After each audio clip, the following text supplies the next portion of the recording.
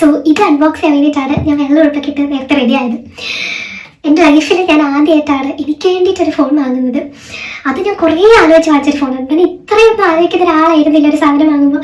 പക്ഷേ എനിക്കറിയത്തില്ല, ഞാൻ കുറേ ആലോചിച്ച് കുറേ വട്ടം പോയി കണ്ട് ആപ്പിൾ സ്റ്റോറിൽ പോയി കണ്ട് അങ്ങനെ ആലോചിച്ച് വാങ്ങിച്ചൊരു ഫോണാണ്.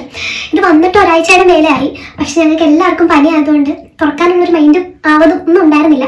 എന്തായാലും ഇപ്പം എല്ലാം ഒന്ന് സെറ്റ് വന്നിട്ടുണ്ട്. അപ്പം നമുക്ക് താഴെ പോയിട്ട് അന്നമോളെയും കൂടി കൂട്ടിയിട്ട് എന്തായാലും അൺബോക്സ് ചെയ്യാം.